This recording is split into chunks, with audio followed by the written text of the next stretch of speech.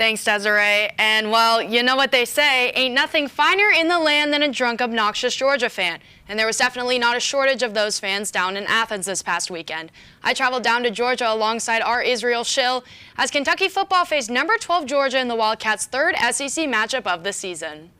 We are here between the hedges at Sanford Stadium, where the Kentucky Wildcats just lost a disappointing 35-14 matchup against the Georgia Bulldogs in what was either their 9th or 10th straight SEC loss. Yeah, not a great show out for Kentucky. As you said, they've lost so many conference games in a row, and they're really just looking to have one. And that was the mindset entering the game, but it kind of was for Georgia as well. Coming off that loss to Alabama, pushed them out of the AP top 10 for only the second time since 2020. So they really needed this win, especially heading into Auburn next week for one of the hardest rivalries in the country.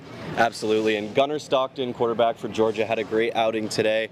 Got pulled after just 3 quarters of play, went 15 for 23, 196 yards and 2 touchdowns today with the legs, though.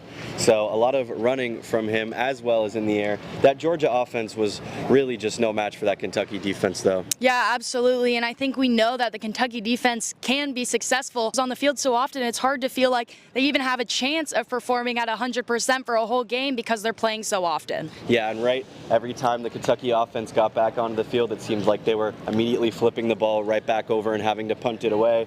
Cutter Boley had a more promising game than he did last week at South Carolina, but regardless, still not a great performance. Yeah, absolutely. I still think he is the right choice for QB1. I think everyone just kind of wishes that maybe he had more time, that he had been starting from the very beginning of the season. Maybe he would have had enough time to develop to be prepared for this game. Between South Carolina, this game, you know, his only other 2 performances against SEC teams were Texas, Florida in the final few minutes of the game. So there wasn't a lot of preparation from his part, and there's nothing he can do about it, but I still think he's adjusting, and I think he's doing it pretty well. There's just something missing. There's a little bit of a disconnect on the offense almost.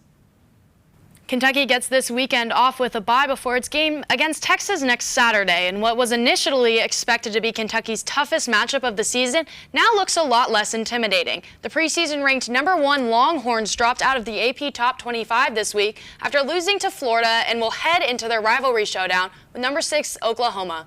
It'll be worth watching to see what kind of Texas team the Wildcats will be facing in the 2 programs' first ever meeting in Lexington, and the Longhorns could end up being Kentucky's best chance to finally secure its first SEC win in more than a year.